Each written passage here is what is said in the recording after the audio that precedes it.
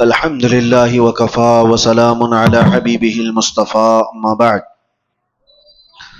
فأعوذ بالله من الشيطان الرجيم بسم الله الرحمن الرحيم وذكر فإن الذكرى تنفع المؤمنين صدق الله مولانا العظيم۔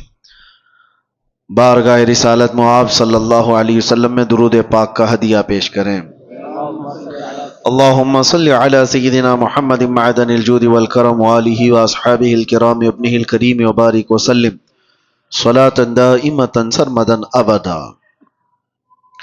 اللہ تعالیٰ کے عذاب کی بہت ساری الگ الگ شکلیں ہیں اور عذاب آنے کے انداز بھی الگ ہیں۔ عذاب کی شکلیں جو سنتے آئے کہ پتھروں کی بارش ہو جانا، آگ کا پھیل جانا، طوفان کا آ جانا، ہواؤں سے ہلاک ہونا، چہرے بندر کی شکل کے بن جانا، یہ ایک الگ شکل ہے عذاب کی۔ بعض صورتیں عذاب کی شکل میں اور الگ ہوتی ہیں، جیسے بھوک مری کا عام ہو جانا اللہ کا عذاب ہے، بیماریاں پھیل جانا، اور اس میں سے ایک الگ شکل یہ ہے کہ برکتوں کا اٹھ جانا، چہروں کی رونق کو ختم کر دیا جانا، روحانیت سلب کر لیا جانا، یہ بھی اللہ کے عذاب کی ایک شکل ہے۔ آنے کے جو انداز ہیں، عذاب دو قسم سے آتا ہے۔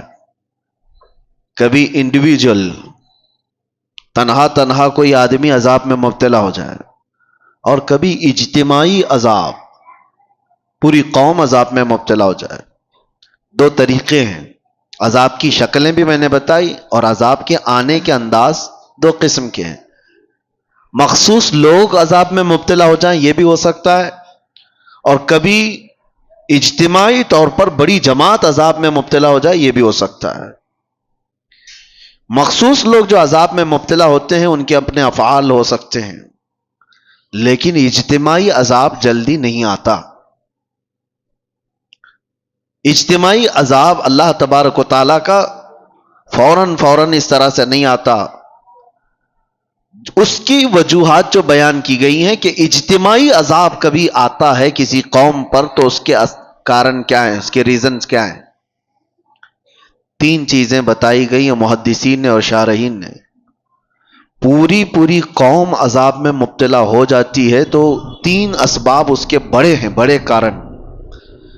پہلا سبب مستدرک للحاکم حدیث پاک کہ اگر قوم کے اندر سود خوری بڑھ جائے، دوسرا کارن، دوسرا سبب اگر زنا پھیل جائے، تیسرا سبب زکوٰۃ سے لوگ دور بھاگنے لگ جائیں، زکوٰۃ کی ادائیگی میں کوتاہی کریں، تو فرمایا گیا یہ تین اسباب ایسے ہیں جس سے اللہ تعالیٰ کا اجتماعی عذاب قوم پر آتا ہے، اجتماعی عذاب کے وہ لوگ شکار ہو جاتے ہیں۔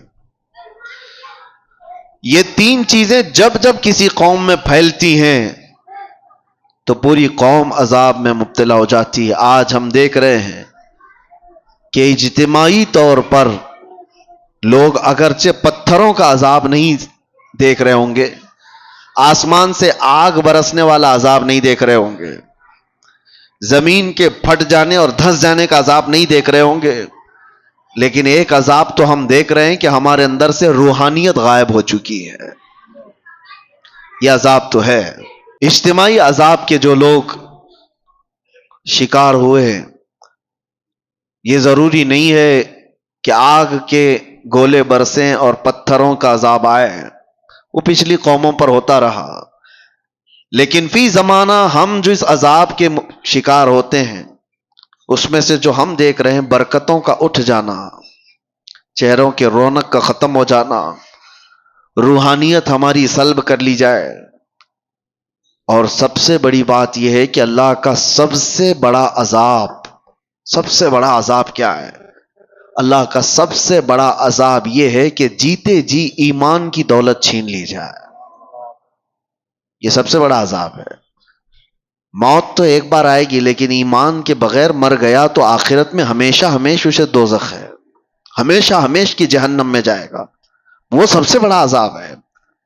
ڈر اسی بات سے ہے کہ جیتے جی ہماری بدکاریوں کی وجہ سے ایمان کی دولت تو نہ چلی جائے. آج بے حیائیوں کا جو سیلاب آیا ہوا ہے، نظام درہم برہم ہو چکا ہے. میں ان دو وجوہات پر تھوڑی سی گفتگو کروں گا. آج جمعہ میں بھی میں نے آپ سے یہ گفتگو کیا تھا کہ دل میں کانٹے چبھ رہے ہیں، کلیجہ منہ کو آتا ہے جب حالات اپنے محلوں کے اس طرح کو سننے میں آتے ہیں کہ بدکاریاں اتنی بڑھ گئی کہ بھائی اور بہن کی تمیز ختم ہو چکی ہے. ایک باپ اپنی بیٹی سے مسلسل 12 سال تک زنا کرتا رہا. یہ حالات ہم سنتے آ رہے ہیں، تو کیا کلیجہ منہ کو نہیں آتا؟ یہ چیزیں پیدا کہاں سے ہوتی ہیں؟ انسان اس قدر درندگی کا شکار کب بنتا ہے، ایسا حیوان کب بنتا ہے؟ مین ریزن کیا ہے؟ انسان کے سود خوری کے سلسلے میں بعد میں عرض کرتا ہوں، لیکن بے حیائی جو ہے، بدکاریاں، آپ نے کبھی محسوس نہیں کیا ہوگا کہ کتا اپنی مادہ کے ساتھ اگر جوڑا کھاتا ہے تو آپ کبھی اس کا رشتہ تھوڑی نہ پوچھتے ہیں کہ یہ بہن کے ساتھ ہے کہ ماں کے ساتھ ہے. ان کے ہاں کوئی نظام نہیں ہے. جب جانور بڑے ہو جاتے ہیں تو ماں اور بچوں کا بھی فرق ختم ہو جاتا ہے. لیکن کیا وہی چیز انسانوں میں آپ برداشت کر پائیں گے؟ اپنے معاشرے میں، اپنے محلوں میں، اپنے گھروں میں، اپنے خاندانوں میں یہ چیز برداشت کر سکتے ہیں؟ عقل سلیم کبھی برداشت نہیں کرے گی. لیکن ہم دیکھ رہے ہیں کہ برداشت کیے جانے کی عادت آ گئی لوگوں کو. یہ سب دیکھ کر کے ہنس کر کے گزر جاتے ہیں. اب تو بڑے بڑے حادثات پر آپ صرف اور صرف ایک سٹیٹس دن بھر لگائیں گے، اس کے بعد ہو گیا. بڑے بڑے حادثات صرف اور صرف ایک دن کی نیوز بن کر کے ختم ہو جاتے ہیں. یہ انسان کی درندگی یہاں تک جو آتی ہے، اس کے کچھ اسباب تو ہمیں ڈھونڈنا چاہیے کہ کیوں اس طرح سے انسان بے حیا ہو گیا. سب سے پہلا ریزن ہے اس کے رزق کا، اس کے کھانے کا. گاڑی میں جیسا پیٹرول ڈالو گے ویسی ہی گاڑی چلے گی. ایک ٹنکی ہے چھت پر رکھی ہوئی ہے، اس پر جیسا پانی آپ فل کرو گے، نیچے جس ٹوٹی کو بھی کھولو گے پانی وہی آئے گا جو ٹنکی میں ہوگا. رزق حلال اگر جسم کے اندر جاتا ہے تو اس کے اعضاء سے حلال کام ہوں گے. حرام رزق کا آج اتنا دورہ ہو گیا ہے کہ لوگوں نے اب احتیاط کرنا بھی چھوڑ دیا. یہ جو زبان کا چسکا ہے نا، آج مسلمانوں سے میں گفتگو کر رہا ہوں، دوسروں کو مت دیکھیں آپ کون کیا کھا رہا ہے. یہ زبان کی شہوت تمہیں آزاد اتنا کر گئی ہے کہ تم ہر چیز کھانے پر تیار ہو گئے. پہلے کے دور میں لوگ بچتے تھے، نان ویج کھانا ہے، گوشت کھانا ہے تو کتنی تحقیقیں ہوتی تھی کہ کہاں سے آیا، کس کا ہے، کون دیا ہے. آج کچھ بھی نہیں. ہمارے بچوں کے سامنے تو مسئلے بھی نہیں رہ گئے. جو فاسٹ فوڈ کے ایسے عادی ہو گئے، ان کو راستہ چلتے ہوئے جو بھی شاورما ملا، پیزا ملا، برگر ملا، لے کے اس کو کھانا ہی ہے. تمہیں پتا ہے، میں جانتا ہوں کئی ایسے لوگوں کو جو کہتے بھی ہیں کہ ہم مردہ مرغیوں کو بیچتے ہیں. مری ہوئی مرغیاں 10 روپے کلو میں لا کر کے اس کا وہ بنا کر کے بیچتے بھی ہیں کئی ایسے لوگ. اگر دوسری قوموں کے ہاں ذبیحہ کا مسئلہ ہی نہیں ہے تو وہ جو کھائیں ہمیں اس سے فرق نہیں پڑتا، لیکن تمہارے لیے رزق کا بہت فرق پڑتا ہے. حرام رزق کا ایک لقمہ جب کسی کے پیٹ میں جاتا ہے تو میرے عزیزوں کئی دنوں تک اس کی کوئی عبادت آسمانوں تک نہیں جاتی، اس کی دعائیں قبول نہیں ہوتی. موسیٰ علیہ السلام ایک بار کوہ طور پر جا رہے تھے، ایک بندے کو اتنا روتے ہوئے دیکھا، ہاتھ لمبے کر کر کے. اس پر آپ کو ترس آ گیا. آپ کوہ طور پر جا کر اللہ سے اس کی سفارش کرتے ہیں کہ مولا اس کی دعائیں پہلے قبول کر لے. رب تعالیٰ فرماتا ہے موسیٰ وہ مانگتے مانگتے مر جائے، ہاتھ پھیلاتے پھیلاتے آسمانوں تک بھی لائے، تب بھی میں اس کی دعا نہیں قبول کروں گا.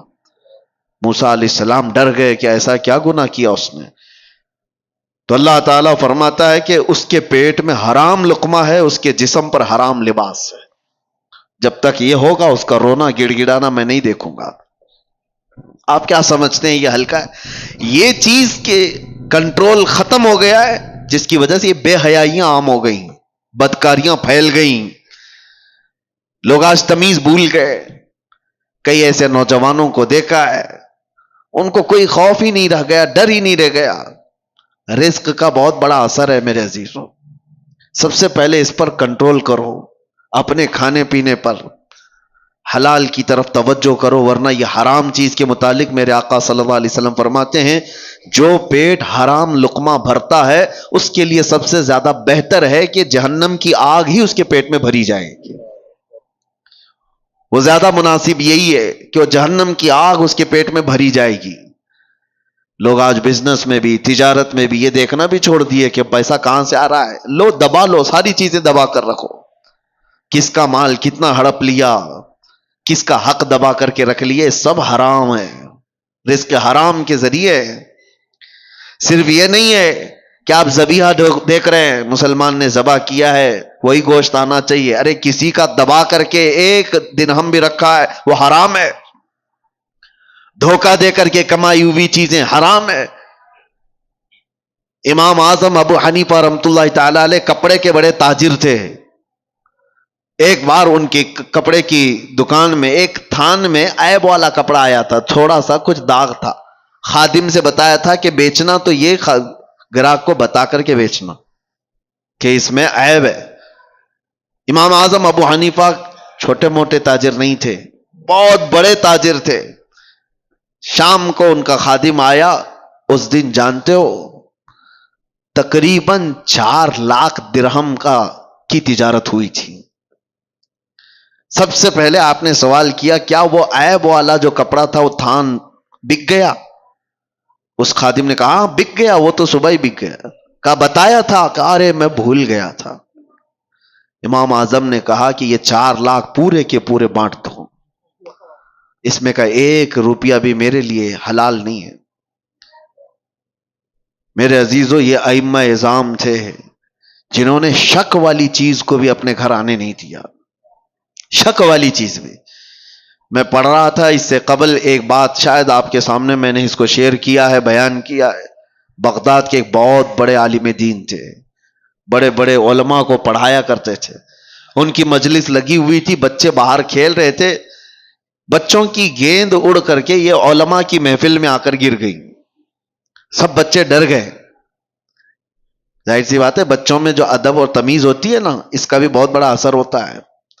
بڑوں کی مجلس میں جانے سے بچے ڈر گئے. بڑے بڑے علماء بیٹھے ہوئے, کون گیند لے کر کے آئے گا؟ ایک بچہ اس میں کہتا ہے کہ میں لے کر کے آ جاتا ہوں. وہ بغیر خوف کیے ڈرے ہوئے سارے علماء کی گردنوں پر پھلانتے ہوئے ادھر ادھر پیر رکھتے ہوئے مجلس میں آیا اور بڑی بے حرمتی سے وہ گیند لے کر کے چلا گیا. وہ جو علماء کی مجلس تھی وہ چھوٹے عام لوگ نہیں تھے, وہ اولیاء وقت تھے. انہوں نے دیکھا اس بچے کو غور سے. وہ بچہ کوئی اور نہیں, جو استاد پڑھانے کے لیے بیٹھے ہوئے تھے ان کا ہی بیٹا تھا. جو سب سے بڑے عالم دین تھے ان کا بیٹا تھا. سب کی گردنیں جھک گئیں کہ اس بڑے گھر کا بچہ ایسی کیسی حرکت کر سکتا ہے. وہ جو بزرگ تھے وہ سر جھکا لیتے ہیں, کہتے ہیں اس کا قصور نہیں. بات در حقیقت یہ ہے کہ جب ہماری شادی ہوئی اور ہم گھر آئے تو ہم 3 دن سے فاقہ میں تھے. گھر میں کھانے کو کوئی چیز نہیں تھی. میں اور میری بیوی فاقہ کر رہے تھے. تیسرے دن ہمارے پڑوس سے ایک بھنے ہوئے گوشت کی تھالی آئی, بہت عمدہ غذا ہمارے پاس تحفے میں آئی. بھوک اتنی لگی تھی کہ ہم نے پوچھا بھی نہیں وہ کہاں سے آیا, کیا کھا لیا. پیٹ بھر کر ہم دونوں نے کھا لیا. اور اس کے بعد پھر ہم نے ملاقات کی. اس رات اس کا حمل ٹھہرا اور اسی سے یہ بچہ پیدا ہوا. اور وہ بزرگ کہتے ہیں مجھے یہ لگتا ہے کہ وہ مشکوک کھانا تھا, یہ بھی نہیں پکا کہ حرام تھا, شک تھا. پتہ نہیں حلال ہے بھی کہ نہیں, میں نے پوچھا نہیں تھا, کھا لیا. اور مجھے لگتا ہے اس کھانے کا, اس رزق کا اثر ہے کہ بچہ میرا بے ادب پیدا ہوا ہے. نسلوں پر بھی اس کا فرق پڑتا ہے. وہ اولاد جو آج بہن اور ماں میں فرق نہیں محسوس کر پا رہی ہے, تو آپ سوچو کہ کہیں یہ حلال ہے کہ نہیں ہے. یہ بچے حلال طریقے سے پیدا ہوئے ہیں کہ نہیں پیدا ہوئے. جو حلال نسل ہوتی ہے اس کے اندر ادب و تمیز لحاظ ہوا کرتا ہے. بچوں کو پہلے ایسی پرکھا جاتا تھا, خاندان کون سا ہے یہ بھی بچوں کے اخلاق و آداب سے سمجھ میں آتا تھا، بچوں کے بولنے کے انداز سے سمجھ میں آتا تھا کہ خاندانی ہے یا نہیں ہے۔ آج وہ ساری چیزیں ختم ہو گئی، سارے کے سارے ویسے ہی ہیں۔ بات کرو تو گالی کے لہجے سے بات کرو، چھوٹے چھوٹے سے بچوں کو سنا ہے کہ ماں بہنوں کی گالیاں دیتے ہیں۔ یہ کہاں سے ان کے اندر یہ چیزیں آئیں؟ ماں باپ سے میں کہتا ہوں آپ بھی اپنے رزق کا تھوڑا احتساب کرو، جائزہ لو کہ حلال طریقے سے کھا کر بچے پیدا کیے یا پھر اسی طرح حرام رزق پر۔ اور اگر حرام رزق سے ہی یہ نسل آئی ہے تو ہمارے لیے بڑا چیلنج ہے، بہت بڑا چیلنج ہے۔ یہاں جہاں سے ان برائیوں کی شروعات ہو رہی ہے وہاں جا کر کے ہمیں اصلاح کی ضرورت ہے۔ اس لیے میں یہ گفتگو کر رہا ہوں۔ بگڑے ہوئے ماحول کو ہم نصیحتوں سے سنبھال تو سکتے ہیں تھوڑی دیر کے لیے، لیکن جہاں سے لیکیج ہے وہاں تو روکنے کی ضرورت ہے۔ کہاں سے یہ لیکیج ہے؟ کہاں سے یہ چیزیں چل رہی ہیں؟ رزق سب سے پہلے جسم کے اندر بے حیائی پیدا کرنے والی سب سے بڑی چیز اس کا رزق ہے۔ زبان جو لذتوں کی شکار ہے یہ شہوت ہے، کبھی اس کو آپ سیراب نہیں کر سکتے۔ زبان جب کسی کی آزاد ہو جائے کھانے پینے میں تو سمجھ لو کہ اس کا شرمگاہ پر بھی کنٹرول ختم ہو جاتا ہے، اس کی اپنے شرمگاہ پر بھی اس کی حفاظت نہیں ہو پاتی۔ سب سے پہلے اپنے رزق پر کنٹرول رکھو، یہاں سے سارے معاملات بگڑتے ہیں۔ اور دوسری چیز بے حیائی کا سیلاب جو آیا، ایک تو رزق ہے، دوسرا مسئلہ ہے کہ زنا کے قریب لے جانے والے اسباب کیا ہیں۔ بندہ جو ہے، ایک فطری سی بات ہے کہ ہر مرد کو عورت کی طرف کھچاؤ رکھا گیا ہے، پیدائشی ہے۔ عورت کو مرد کی طرف کھچاؤ رکھا گیا ہے، پیدائشی ہے، فطرت ہے، سب انسانوں میں یہ چیز موجود ہے۔ لیکن اس فطرت سے بھی بڑھ کر کے آدمی کب آتا ہے؟ اپنی ماں سے اگر کوئی بدکاری کر لے، بہن سے کر لے، بیٹی سے کر لے، تو یہ فطرت سے بھی بڑھ کر کے آدمی نے کر لیا، انسانیت بھی بھلا دیا۔ یہ کب ہوتا ہے؟ جب زنا کو آدمی ہلکے میں محسوس کرنے لگ جائے کہ یہ کوئی چیز ہی نہیں ہے، کامن ہے، تو پھر اس کے سامنے ماں بیٹی بہن بھی کوئی چیز ہی نہیں رہتی، سب چیزیں کامن ہو جاتی ہیں، نارمل ہو جاتی ہیں۔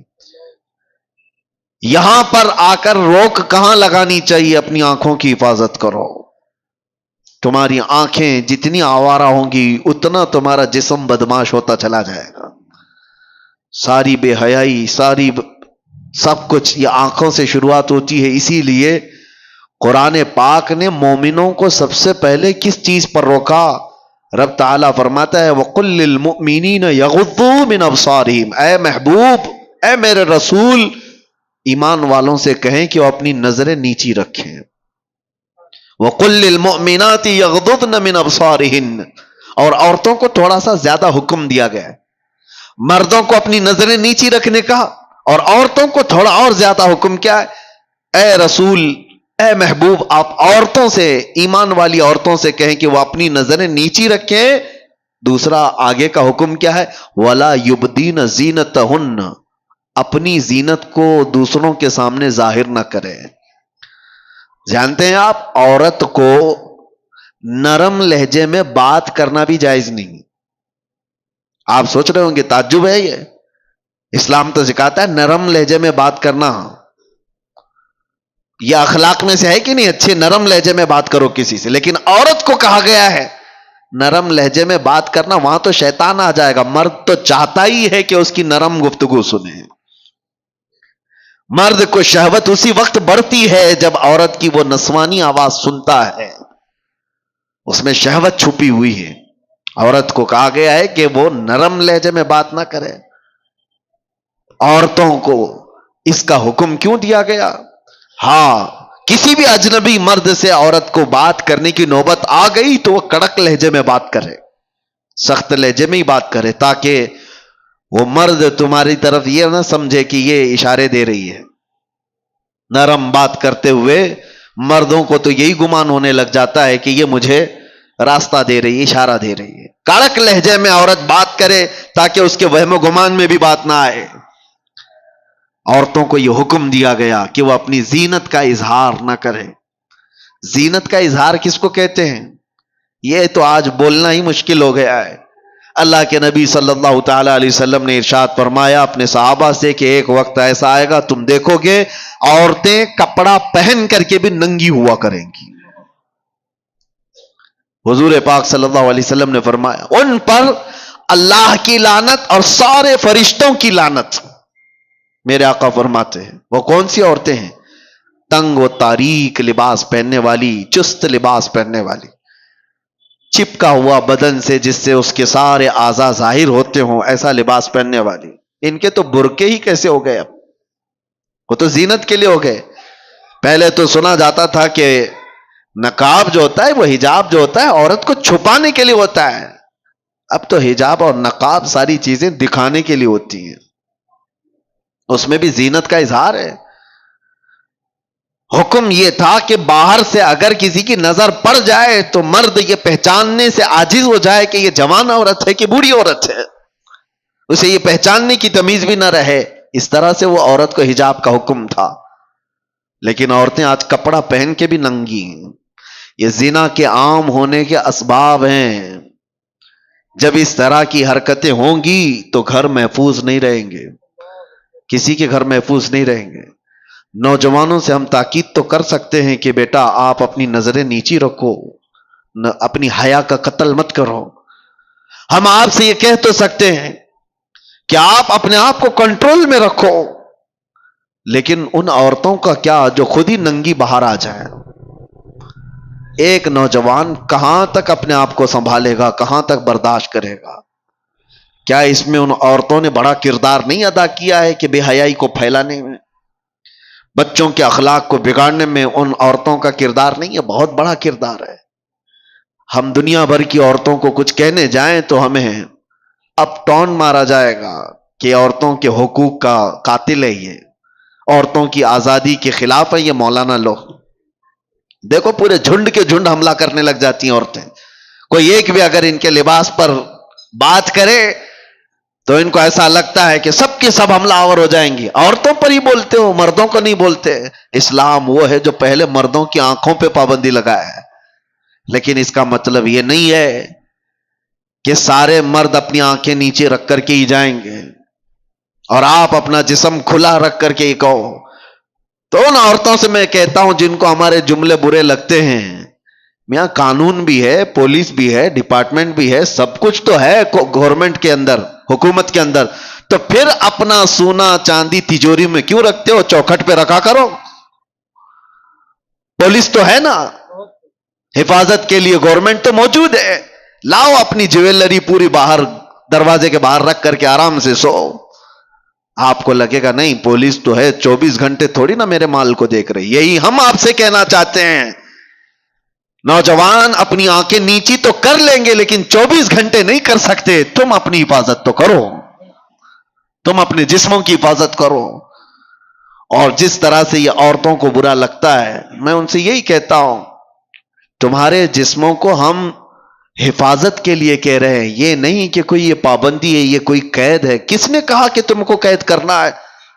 اگر عورتوں کو قید میں رکھنا ہوتا تو ہماری آدھی شریعت ام المومنین عائشہ صدیقہ سے نہیں چل رہی ہوتی۔ سیدتنا عائشہ صدیقہ رضی اللہ تعالیٰ عنہا کے بیان کردہ حدیثوں سے آدھی شریعت ہے ہماری۔ آپ کو کیا لگتا ہے عورتوں کو قید کیا گیا ہے؟ عورتوں کو قید نہیں، عورتوں کو ان کے مقام پر رکھا جا رہا ہے جس کی وہ حقدار ہیں۔ کبھی آپ یہ سوال کرتے ہیں کہ خانہ کعبہ پر غلاف کیوں چڑھایا جاتا ہے؟ اس لیے کہ وہ مقدس ہے۔ قرآن پہ غلاف کیوں رکھا جاتا ہے؟ فرق کرنا ہے کہ وہ مقدس ہے۔ یہ تمام چیزیں کیوں رکھی جاتی ہیں؟ کہ ان کا تقدس برقرار رکھے عورتوں کو، اسی لیے پورے لباس کی بات ہم کرتے ہیں کہ ان کا تقدس برقرار رہے۔ ننگی رہے تو ہر ایرا غیرہ نتھو کھیرا دیکھتا تو رہے گا ہی۔ لوگوں کی شہوت پر کسی کا کنٹرول تھوڑی نہ ہے، کتنوں کی آنکھوں کو ہم بچائیں گے؟ یہ بے حیائی کا جو دور دورہ ہے اس میں یہ سارے اسباب ہیں۔ برا رزق جب جسم میں جاتا ہے تب اس کا زنا کی طرف میلان زیادہ ہوتا ہے، حرام رزق جسم میں آتا ہے تو بے حیائی کی طرف بڑھتا ہے۔ اور دوسرا کارن عورتیں اور مرد جب اپنے لباس کے ساتھ ناانصافی کرتے ہیں تو پھر یہ بے حیائیوں کا دور دورہ ہے. شیطان یہ چاہتا ہی ہے کہ تمہارا لباس نکال دیا جائے، تمہیں ننگا کر دیا جائے. وہ یورپ ہے جس نے جانور اور مردوں کے، انسانوں کے فرق کو مٹا دیا ہے. میں اکثر ایک جملہ جو کہتا ہوں، ننگا رہنا اگر فیشن ہے تو بھینس زیادہ فیشنیبل ہے، جانور زیادہ فیشنیبل ہے، وہ تو کچھ بھی نہیں پہنتے. ننگا رہنا کوئی فیشن ہے؟ انسانیت کیا ہے؟ ہم کوئی جنگلی زندگی گزار رہے ہیں کیا؟ ہمیں کپڑے میسر نہیں ہیں؟ اس کو یہ شیطانی تمام جماعتوں نے مل کر کے شہوتوں کو عام کرنے کے لیے ننگا کیا ہے. ورنہ کپڑوں کی دشمنی کس کی ہے؟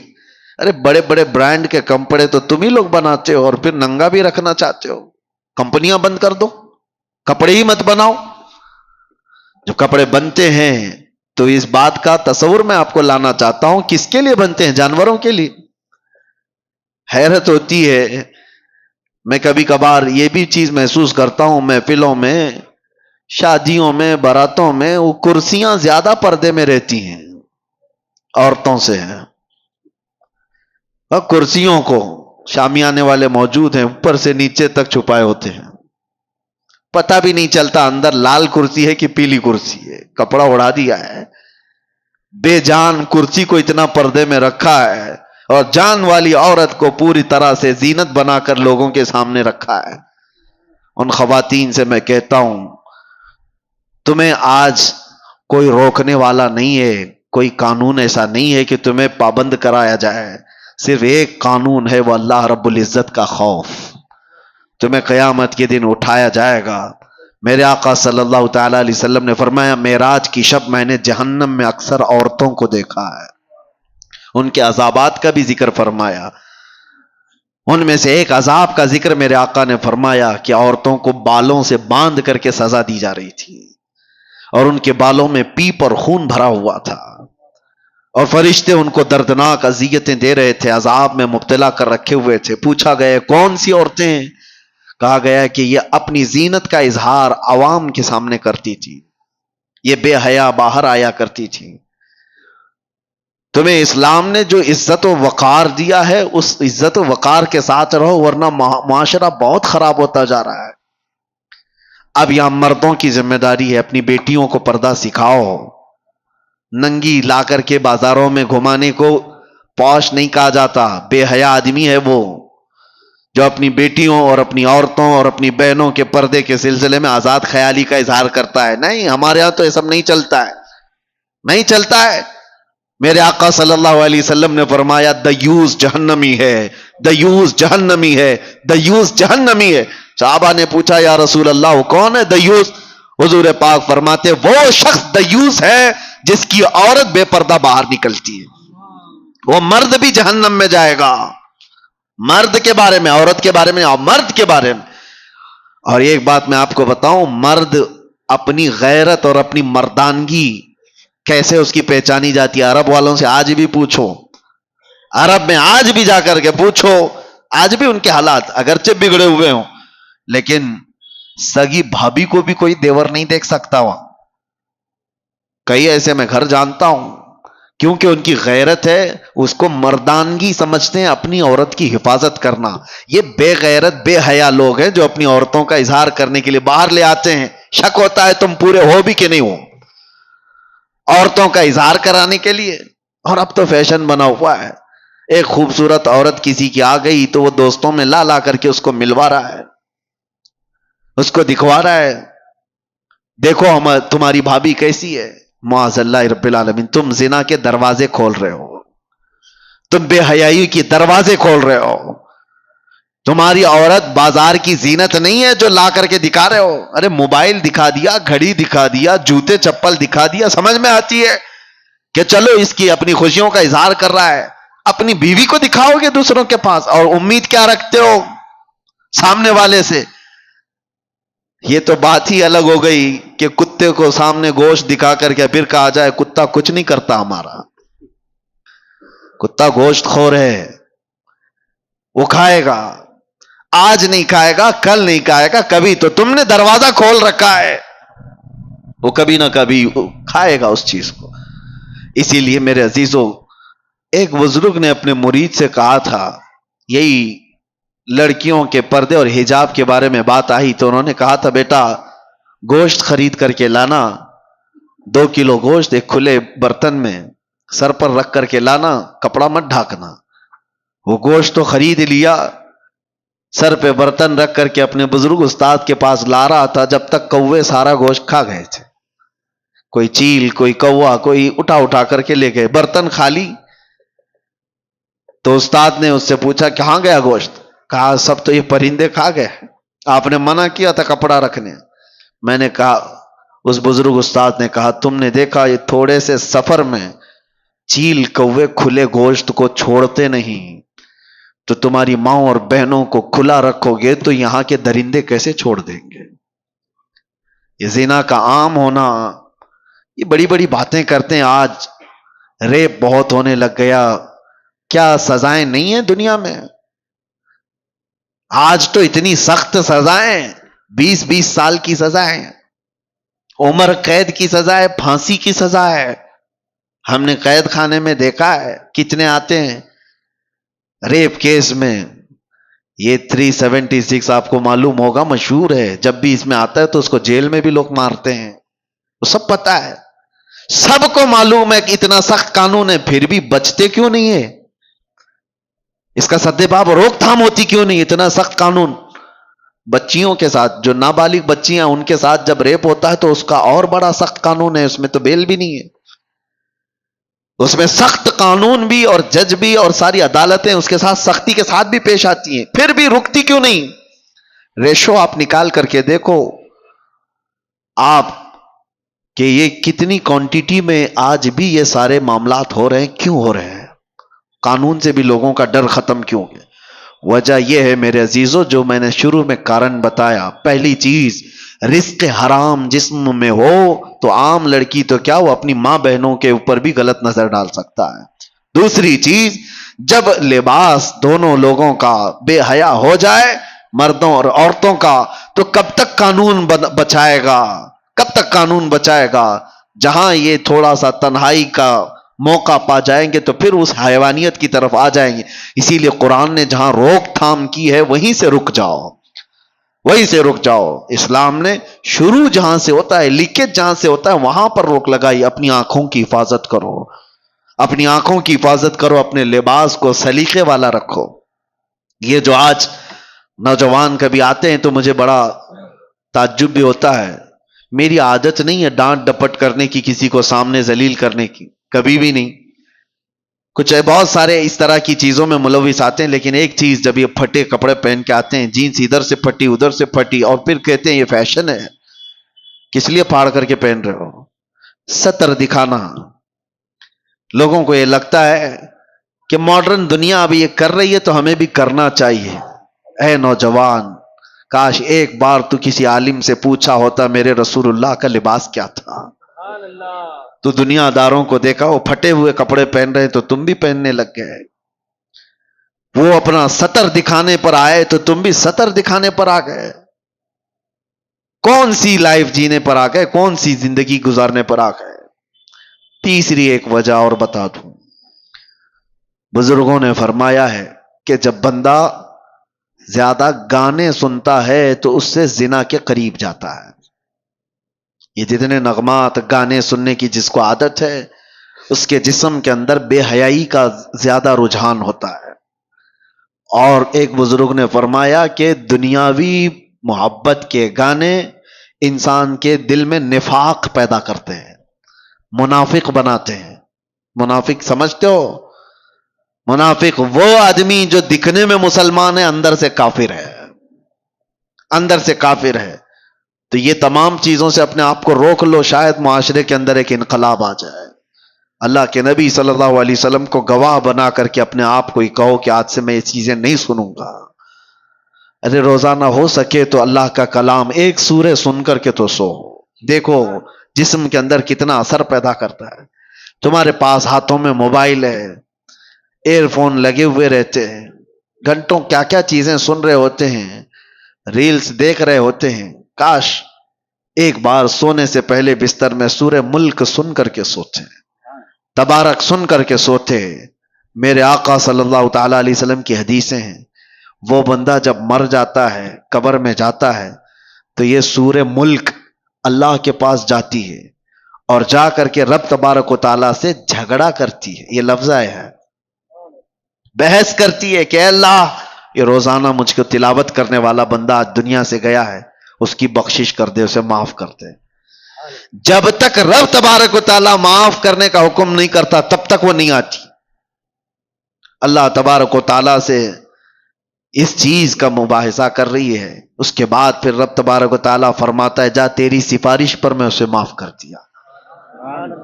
تو حضور فرماتے ہیں سورہ ملک جنت میں جاتی ہے اللہ کا حکم پا کر کہ اللہ مجھے اجازت دے جنت میں جانے۔ جنت میں جا کر کے وہاں سے تکیہ بچھونا اور لے کر کے آتی ہے خوشبوئیں، اور قبر میں آتی ہے اور آ کر کے اس میت سے کہتی ہے تجھے تھوڑی دیر ہو گئی، میں جنت سے یہ سارا سامان لے کر کے آ گئی۔ کون ہے ہمارا رفیق، کون ہے ہمارا دوست جو قبر میں جانے کے بعد، یہ وہ بے حیائیوں کے گانے جن کو گانے کے بعد آدمی کافر بھی ہو جاتا ہے اور زنا کی طرف چلا جاتا ہے۔ کیا کر لو گے؟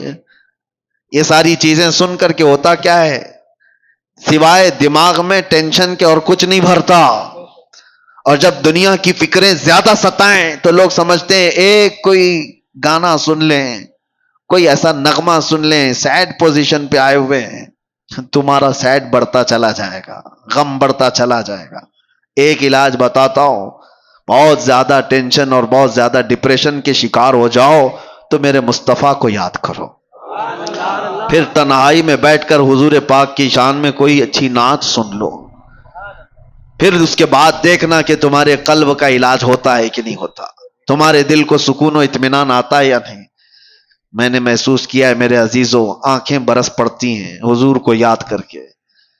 جب آدمی گھبرا کر کے حضور کو سننے کی کوشش کرتا ہے تو دل کی جتنی بھی بھڑاس ہے وہ نکل جاتی ہے، دیواروں کو پکڑ کر کے رونے کا من کرتا ہے، پھر سب کچھ ہلکا ہو جاتا ہے۔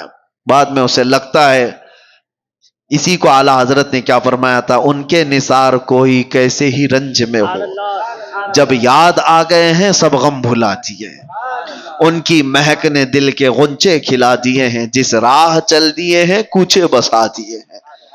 نبی آخر الزمان صلی اللہ تعالی علیہ وسلم کی یاد تمہارے دلوں کے اندر ایک انقلاب پیدا کرے گی، تمہارے چہرے پر رونق اور تمہاری زبان میں اثر پیدا کرے گی۔ اور آخری بات کی طرف میں آتا ہوں، ان بے حیائیوں اور برائیوں سے اپنے آپ کو بچانے کا ایک مضبوط اسلحہ دے کے جاتا ہوں، مضبوط ہتھیار۔ کیسے روکو گے؟ آنکھیں بچتی نہیں ہیں، زبان رکتی نہیں ہے، بے حیائی کی طرف زیادہ چلے جاتے ہیں۔ کوئی چیز تو ہونی چاہیے۔ لوگ آج شارٹ کٹ علاج زیادہ چاہتے ہیں۔ ہاں، کئی لوگوں نے مجھ سے یہ کہا کہ آپ پہلے کافی موٹے تازے دکھتے تھے، ابھی دبلے اتنے کیسے ہو گئے ہو؟ میاں بہت محنت کیا ہے، ایسا نہیں ہے کہ کچھ کسی سزا کی وجہ سے جسم گل گیا ہے۔ دن میں 8 کلومیٹر چلتا تھا، محنت کیا۔ اب کسی کو بتایا کہ جسم کی چربی پگھلانے کے لیے محنت کرنی پڑتی ہے، نہیں، ان کو کوئک علاج چاہیے، اور وہ ڈھونڈ رہے ہیں، اور بیوقوف ڈاکٹروں کے ہاتھوں میں جا کر کے اپنے آپ کو برباد بھی کرتے ہیں۔ کوئی ڈاکٹر کہا صبح سے شام تک 5 کلو کم ہو جائے گا، چلا گیا اس کے پاس بھی۔ یہ جو فطرت ہے نا، کوئک علاج چاہیے، نہیں میرے عزیزو، دنیا میں کوئی بھی اتنی آسانی سے چیز نہیں ملتی، اور جو مل جاتی ہے پھر وہ ڈپلیکیٹ ہو سکتی ہے۔ ہاں، ایک ہی چیز ہے کوئک علاج، وہ صرف اور صرف رب العالمین کا سجدہ ہے، بہت تیزی سے جو اثر لاتا ہے۔ اس کے علاوہ آپ دنیا میں کسی بھی چیز کو بغیر محنت کے حاصل نہیں کر پاؤ گے۔ میں جو بات عرض کر رہا ہوں، کوئی ہتھیار، کوئی اسلحہ ایسا جو ان بے حیائیوں پر کنٹرول کرنا مجھے سکھا دے۔ تھوڑی محنت تو ضروری ہے، تھوڑی محنت تو آپ کو ضروری ہے، لیکن ایک ایسا ہتھیار میں دے کر کے جاتا ہوں، دیکھنا آپ خود عمل کر کے۔ میری طرف سے کثرت سے صبح سے لے کر شام تک جہاں بیٹھو، جہاں کھڑے رہو، جہاں انتظار، جہاں کہیں پہ بھی اپنی زبان پر درود پاک پڑھنے کا ورد جاری رکھو، پڑھتے رہو، صرف اور صرف یہ پڑھتے رہو، اور پھر آپ محسوس کرو گے اللہ تعالیٰ کہاں کہاں سے تمہیں بچا لیتا ہے۔ یہ میرا چیلنج ہے آپ کو، میں کہتا ہوں اگر آپ کی غیر توجہی کی وجہ سے، آپ کی معلومات کے بغیر آپ کے سامنے حرام رزق آ بھی گیا، آپ کو پتہ ہی نہیں، تمہارے ہاتھوں میں کپ کپی پیدا ہو جائے گی، تمہارے منہ میں متلی آنے لگ جائے گی، تم کھا نہیں پاؤ گے۔ یہ اللہ کا نظام ہے، اللہ تعالیٰ غیب سے تمہاری حفاظت کر دے گا، اس لیے کہ وہ غیرت مند خدا ہے، غیرت مند رسول ہے۔ رب تبارک و تعالی ان زبانوں کی حفاظت کیسے نہیں کرے گا جو اللہ کے ذکر کے لیے کھل رہی ہیں اور اس کے حبیب پر درود کے لیے کھل رہے ہیں۔ کثرت سے آپ درود پڑھنے کی عادت ڈال لو۔ میں نے سنا تھا شاعر مشرق اقبال کے متعلق، ڈاکٹر اقبال کو سنا ہوگا، ایک ہی شعر ہزاروں بار پڑھا گیا لیکن آج بھی اس میں ایک جان نظر آتی ہے کہ محمد سے وفا تو نے تو ہم تیرے ہیں، یہ جہاں چیز ہے کیا لوح و قلم تیرے ہیں۔ جملہ ہی تو ہے نا، شعر ہی تو ہے، ہزاروں شعروں پر بھاری شعر ہے۔ اقبال نے ایک دو شعر نہیں لکھے، ہزاروں شعر لکھے، لیکن اتنا اثر ہے کہ ہر مجمع میں، اور ایک بار نہیں 1000 بار پڑھو، اثر آج بھی دیتا ہے کہ نہیں دیتا؟ اقبال کے ان اشعار میں اثر کیسے اتنا؟ تو اقبال نے کہا تھا میں نے 1.25 کروڑ مرتبہ درود پاک پڑھا ہے، 1.25 کروڑ مرتبہ درود پاک پڑھا ہے۔ میں نے یہ سنا تھا، اگر یہ بات ہے تو میرے عزیز و زبان کا اثر بڑھ جاتا ہے۔ ہم نے خود بھی اپنی عادت یہ بنا رکھی ہے، سفر میں ہوں کہیں پر بھی ہوں کثرت سے درود پڑھتے رہیں۔ اس سے کئی چیزوں سے آدمی بچ جاتا ہے، دوسروں کی غیبت کرنے سے، دوسروں کو برا بھلا کہنے سے، اور اپنی زبان کو غلط چیزوں کی عادت ڈالنے سے۔ ان تمام چیزوں سے اللہ حفاظت کرتا ہے۔ تو آج سے ان چیزوں کی عادت ڈال لو، اللہ تعالیٰ ان بے حیائیوں کو ہمارے اندر آنے سے محفوظ فرماتے۔ اور میرے عزیزوں، معاشرے کے اندر جو بے حیائیاں پھیلتی جا رہی ہیں، اپنے رزق پر کنٹرول کرو۔ ہر جگہ کھانے کی نہیں ہوتی، تم بھینس نہیں ہو، تم بیل نہیں ہو جہاں ہرا گھاس دکھا اور منہ ڈال دیا۔ ہر چیز تمہارے کھانے کے لیے نہیں ہے۔ اپنے اندر حلال اور حرام کی تمیز ہمیشہ رکھو۔ ایک لقمہ بھی اگر جاتا ہے تو تمہاری نسلوں پر بھی اثر کرتا ہے، نسلوں پر بھی اور تمہارے اعمال پر بھی۔ ایک صاحب ٹرین میں سفر کر رہے تھے، سنا تھا میرے استاد سے، بہت پرہیزگار آدمی تھے، بہت پرہیزگار۔ سفر کرنے کے وقت ظاہر سی بات ہے بہت سارے لوگوں سے ملاقات ہو جاتی، ایک بڑا مالدار آدمی بھی اس پہ سفر کر رہا تھا۔ اتفاق سے ایسا ہوا کہ وہ اتر گیا اور وہ اپنا سوٹکیس چھوڑ گیا، اس کو یاد ہی نہیں تھا۔ تو یہ جو بہت ہی پرہیزگار عالم تھے، انہوں نے دیکھا کہ یہ صاحب جو مجھ سے صبح سے ملے ہوئے تھے ان کا سوٹکیس چھوٹ گیا، اٹھایا تو دیکھا وہ کھلا ہی تھا، بے شمار اس کے اندر مال و دولت، پیسوں کی گڈیاں بھری ہوئی تھی اور جویلری بہت ساری تھی۔ دیکھا اتنے کی 7 نسلیں کھا سکتی ہیں، اور بیچارہ ایک مولوی غریب آدمی جس کی تنخواہ آج کیا ہوا کرتی، اس زمانے کی بات کر رہا ہوں، 100 سال پہلے کی، یا تقریباً 50 سے 100 سال کے عرصے کے بیچ میں۔ دل میں برا نہیں آیا، کہا کہ نہیں، اس کو ڈھونڈ کر کے اس کے مالک تک پہنچا دوں گا۔ ایک امانت داری تھی۔ وہ صاحب علم شخص کہتے ہیں کہ انہوں نے ڈھونڈنا شروع کیا، سٹکیس سے یا کسی طرح سے پتہ لگایا، تو ایک شہر کا رہنے والا تھا۔ 2 یا 3 دن لگ گئے اس بندے کو ڈھونڈنے کے لیے، اور یہ صاحب گئے اس کے گھر پر، وہ شخص باہر آیا تو دیکھا، پہچان لیا۔ اس نے کہا کہ آپ ٹرین والے مسافر ہو؟ کہا ہاں میں وہی مسافر ہوں۔ کہا کیسے آنا ہوا؟ کہا آپ کا سوٹکیس چھوٹ گیا۔ وہ فوراً گلے لگ گیا، کہا اس میں تو کتنی بڑی جمع پونجی تھی میری، 1-2 نہیں، تقریباً اس میں لاکھوں کی مالیت کی چیزیں موجود تھی۔ لیا اور کہا آپ جیسا فرشتہ صفت انسان میں نے نہیں دیکھا آج کے دور میں، اتنے فتنوں کے دور میں۔ مال ملا ہے، لے کر کے چلا جاتا، نہ میں تم کو کچھ کہہ سکتا تھا، معلوم بھی نہیں تھا۔ اس نے کہا نہیں، میرا دین یہ نہیں سکھاتا۔ میرا دین یہ نہیں سکھاتا امانت داری ہے. اللہ کے نبی صلی اللہ تعالی علیہ وسلم کی محبت میں اس شخص نے دے تو دیا. اس کے بعد وہ جو مالدار آدمی تھا اس نے کہا میں سارے لوگوں کو بلا کر تمہارا تعارف کراؤں گا, آپ مہمان بن جاؤ. میرے گھر پہ مہمان بنایا, بہت خاطر تواضع کیا, بہت عزت. گھر میں دعوت عام تھی, لوگ آئے, سب کے سامنے اس سیٹھ نے, اس مالدار آدمی نے اس مولوی کی بڑی تعریفیں کی. ایسا شخص میں نے نہیں دیکھا. ایک دن رکایا, دوسرا دن آیا, تیسرے دن وہ جانے والے تھے, کہا کہ اب مجھے جانے دو. اس نے کہا کہ ٹھیک ہے. تو جس کمرے میں ان کو رکایا گیا تو غسل خانہ بھی تھا. یہ بیچارے مولوی صاحب گئے غسل خانے میں. اس سیٹھ کی جو عورت تھی وہ ابھی نہا کے گئی ہوئی تھی. اس کا ہار سونے کا وہاں لٹک رہا تھا. یہ نہائے اور وہ ہار اٹھا کر جیب میں رکھ لیا, چوری کر لیا. تعجب ہو رہا ہے کہ نہیں ہو رہا ہے؟ ایک چھوٹا سا ہار تھا, بہت بڑا بھی نہیں تھا, اس کو رکھ لیا, دبا لیا, کہا یہ لے کے جاؤں گا اس کے گھر سے. اور پھر وہاں سے نکلنے کا وقت آیا تو اتفاق سے اس سیٹھ کی عورت جو ہے اس کو یاد آیا غسل خانے میں اپنا ہار چھوڑ کر کے آئی. آ کر دیکھتی ہے تو ہے ہی نہیں ہار. تلاش ادھر ادھر, وہ گھبرائی, کہا کہ میرا بہت قیمتی ہار ہے, میری ماں کا دیا ہوا, کہاں چلا گیا؟ اور میرے بعد یہ مولوی صاحب ہی گئے تھے نہانے کے لیے, اور کون گیا ہے؟ وہ اپنے شوہر سے آ کر کہتی ہے میرا ہار چوری ہو گیا. اور پتہ نہیں وہ مولوی صاحب ہی گئے تھے. تو اس نے غصے میں اتنا ڈانٹا اور کہا جو اتنا بڑا سوٹ کیس ہمارا لا کر کے دیا ہے اس پر تو شک کر رہی ہے؟ کیسے پاسبل ہے؟ ممکن نہیں ہے.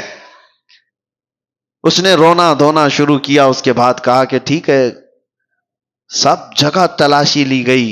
اخیر میں وہ جب صاحب جانے والے تھے تو پھر اس سیٹھ نے کہا اپنے خادم سے دیکھو ذرا ان کی بھی تلاشی لے لو, سب کی لے لے. ان کی تلاشی لیے تو ان کے پاس وہ ہار مل گیا. یہ سیٹھ کا تعجب کا اور بڑا مسئلہ, کہا کہ آدمی نہیں سمجھ میں آیا, رکھنا تھا تو میرا سوٹ کیس ہی رکھ لیتا, پورا مال رکھ لیتا. ارے وہ لوٹانے کے لیے آیا اور چھوٹا سا ہار دبا کر جا رہا ہے. وہ رونے لگ گئے. وہ صاحب علم شخص تھے. کہا کہ پتہ نہیں کیسے مجھ سے یہ ہو گیا, کیسے ہو گیا مجھے اندازہ نہیں, لیکن یہ جو میری اب بے عزتی ہو گئی. اس کے بعد اس سے سیٹھ سے انہوں نے جو جملہ کہا وہی میرے بیان کرنے کا مقصد. وہ کہتے ہیں بات در حقیقت یہ ہے جب تک میں تیرا سوٹ کیس لا کر کے دیا تھا اس وقت تک میں حلال کھاتا تھا, اور 2 دن تیرے گھر میں جو مہمان نوازی ہوئی, یہاں جو کھایا, اس رزق کا اثر ہے کہ میں تیرا ہار چرا لیا. یہ تیرے گھر کے کھانے کا اثر ہے. میرے عزیزو بہت جلدی انسان کے اندر حالات بدل جاتے ہیں. اپنے رزق پر کنٹرول کرو. اور یہ لقمے جب جاتے ہیں تو بے حیائی بھی پیدا کرتے ہیں اور گھروں کی برکتیں بھی اور نسلیں بھی خراب کرتی ہیں. اللہ تبارک و تعالیٰ کہنے سننے سے زیادہ عمل کی توفیق عطا فرمائے. رب العالمین ہم سب کو بے حیائیوں اور برائیوں سے بچنے کی توفیق عطا فرمائے.